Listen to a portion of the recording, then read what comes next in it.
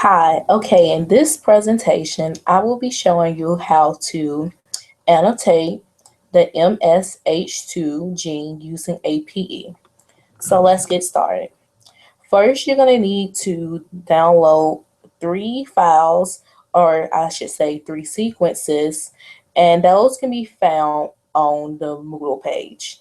So I'm just going to go ahead and click on the sequence that I'm going to be using first, which is the MSH2 gene. Later on in this video, we will be using the RS413 sequence. So now I'm just going to click the screen, and what I'm going to start off doing, I am going to start by aligning the 2 sequences. And the sequence that you want to align the yeast gene right here with your MSH2 gene. And you just go ahead and press OK. And you should see a alignment should pop up. And if we go all the way down, we can find where the alignment matches the yeast gene versus the MSH2 gene, or I should say the yeast. And it looks like it matches at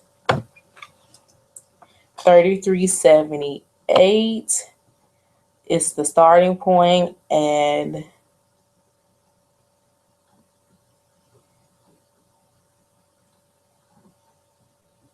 our ending point appears to be at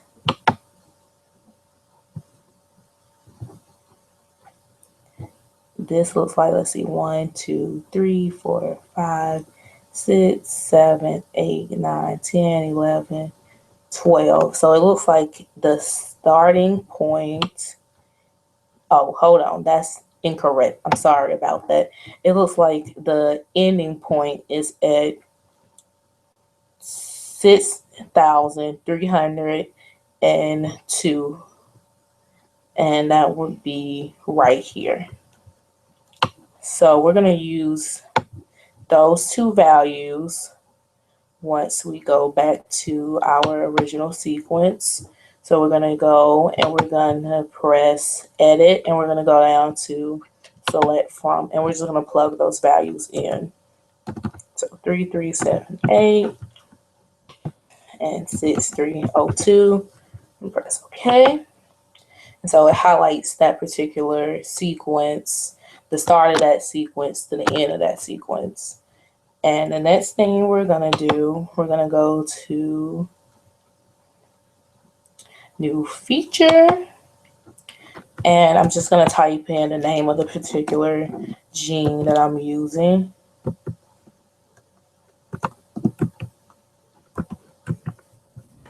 And I'm going to go to genes and CDS right here. And let's just go ahead and change the forward color. I'm just going to change it to blue. Well, it's purple. You can change it to any color that you want to change it to. Why? Put that to 2. And you're just going to press OK. And as you can see, it highlights that particular gene. And so the next thing, well, that particular sequence from the gene, the next thing I'm going to go ahead and do, I'm going to go to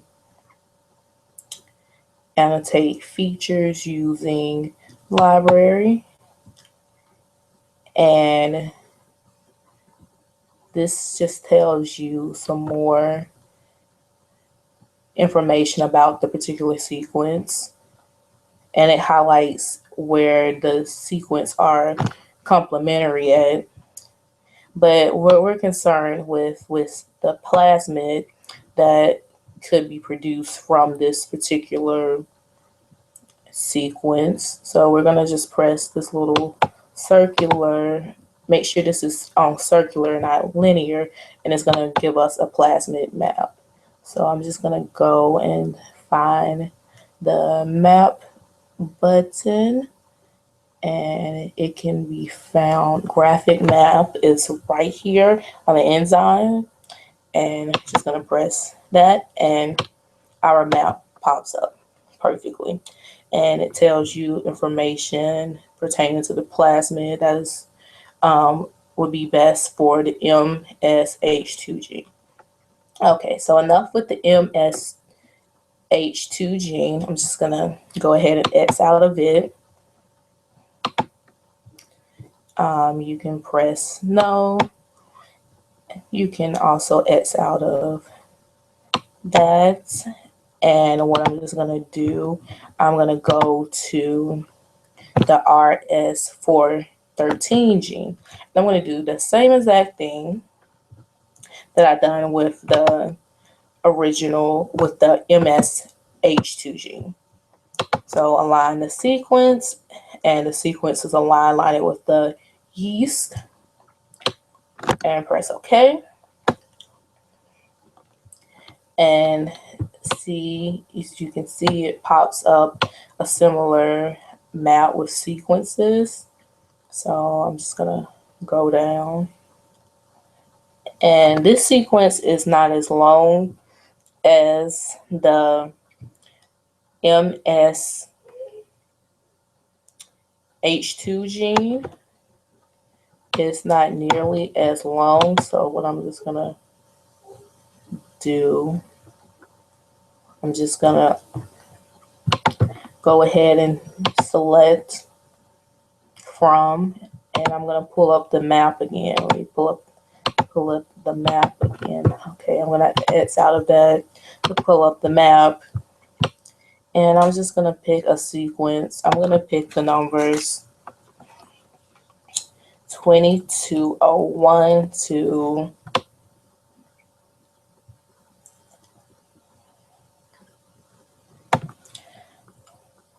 3903.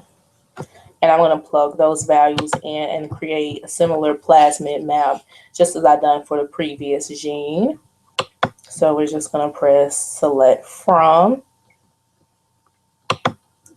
and we're going to press 2201, and we're going to press 3903.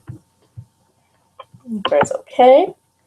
So as you can see, it highlights it for you. So now I'm just going to press new feature, and I'm just going to make sure I name this the correct gene. And I'm going to go change the feature type from genes to CDS. And I'm going to give it a color. We'll go with blue. Press OK.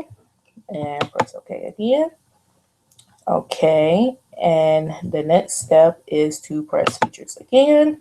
And I'm going to annotate it again using library features. And it's going to give me more information about the sequence. Okay, and that's what you're ready to do.